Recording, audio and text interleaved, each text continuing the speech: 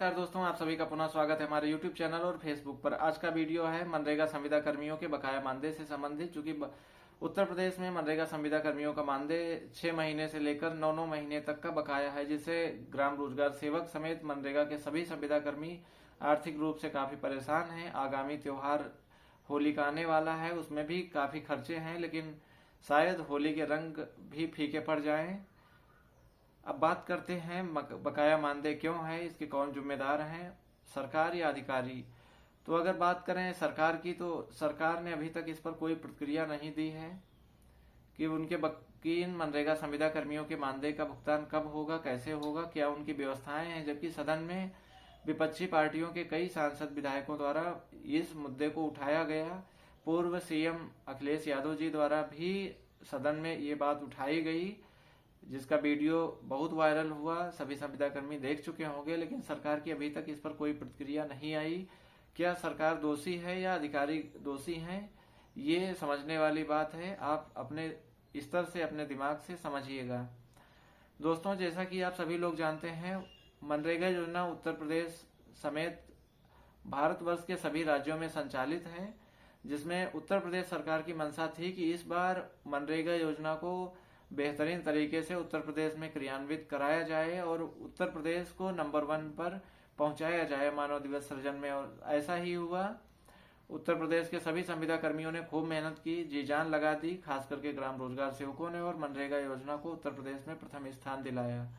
अब बात करें अगर प्रथम स्थान दिलाने में, तो ग्राम रोजगार सेवकों की भूमिका रही। साथ ही भूमिका के साथ साथ जब ज्यादा मानव दिवस सृजित हुए तो कंटेजेंसी उसी के सापेक्ष भी अधिक क्रिएट हुई। इतनी कंटेजेंसी क्रिएट हुई कि ग्राम रोजगार सेवकों का 1 वर्ष एडवांस में भुगतान अगर मानदेय का किया जाए, वो भी होना संभव था। लेकिन वर्तमान में ऐसा क्या हो गया कि ग्राम रोजगार सेवकों के बकाया मानदेय का भुगतान नहीं हो पाया। इसके जिम्मेदार और उत्तरदायित्व सिर्फ अधिकारियों के पास है। उनको देना चाहिए कि उन्होंने कंटेजेंसी को कहाँ खर्च किया। क्योंकि अभी जो वर्तमान में इलेक्ट्रिसिटी की सुविधा है, 24 घंटे लाइट रहती है, 1-8 घंटे को छोड़ दो, तो जो भी ब्लॉक स्तर पर, विकासखंड स्तर पर कंटेजेंसी का उपयोग किया जाता था जनरेटर के तेल में, मेंटेनेंस में, ये सब कुछ, उसमें भी भारी कटौती हुई है। मैक्सिमम काम इलेक्ट्रिसिटी लाइट से ही हो जाते हैं। साथ ही अब इतना डिजिटल और ऑनलाइन वर्क होने लगे हैं, जिससे पेपर वर्क भी बहुत कम हो गया है, जिससे इन सारी चीजों में भी पैसे कम खर्च होते हैं। तो कंटीजेंसी गई तो कहाँ, किस मद में खर्चा कर दी गई, किस जरूरतों को पूरा करने में कंटीजेंसी खर्चा कर दी गई, ये अधिकारियों को जवाब देना चाहिए। जबकि स्पष्ट गाइडलाइन है मनरेगा योजना की कि कंटीजेंसी अगर क्रिएट होती है तो सबसे पहले मनरेगा में जो संविदा कर्मी तैनात हैं उनके मानदेय का भुगतान होगा। उसके बाद में ही अन्य अवशेष धनराशि को खर्च किया जाएगा। लेकिन इसकी खुलेआम अवहेलना की गई इस शासनादेश की, आदेश की। इसी के चलते ग्राम रोजगार सेवकों का बकाया मानदेय इतना ज्यादा हो गया है और सबके सामने आर्थिक स्थिति गंभीर बनी हुई है। और ये होली का त्योहार भी फीका पड़ने वाला है। ऐसा ही हुआ था दीपावली के टाइम, तब भी ग्राम रोजगार सेवकों के साथ ही मनरेगा संविदा कर्मियों के बकाया मानदेय का भुगतान नहीं हो पाया था। तो ये बहुत ही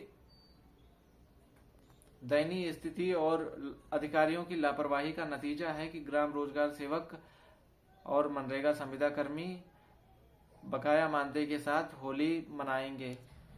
प्रांतीय नेतृत्व भी कई बार प्रयास किया, बहुत सारे उपहार,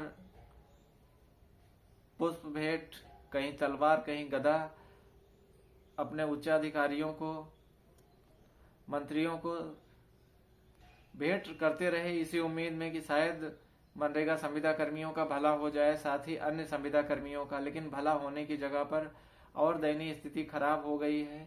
अभी हालत ये है कि बकाया मानदेय के लिए संघर्ष करना पड़ रहा है इन संविदा कर्मियों के लिए।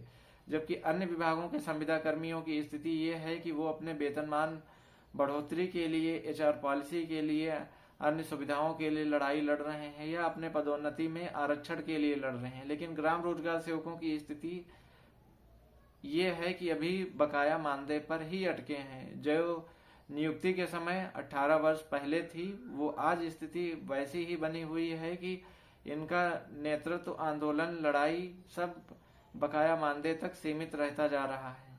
ये संगठन की घोर लापरवाही है। आप लोग ऐसा ना करें, इतना कमजोर ना करें अपने भाइयों को, बहनों को, जिससे वे आर्थिक स्थिति से परेशान होकर आत्महत्या करने पर मजबूर हो जाएं। जैसे आप सभी लोग प्रतिदिन देखते हैं, हमारे हजारों साथी, ग्राम रोजगार सेवक साथी आत्महत्या कर चुके हैं आर्थिक तंगी के चलते, और बहुत सारे ऐसे साथी हैं जो इलाज ना कराने के चलते अपना जीवन लीला समाप्त कर चुके हैं। ऐसी स्थितियां ना आने दें। संगठित होकर आंदोलन करिए या संगठित होकर अपनी मांगों को सरकार तक पहुंचाइए, तभी इन समस्याओं से निजात मिल सकता है। मिलते हैं नेक्स्ट वीडियो में नई अपडेट, नई जानकारी के साथ। तब तक अपना ध्यान रखिए। जय हिंद, जय भारत, हैप्पी होली।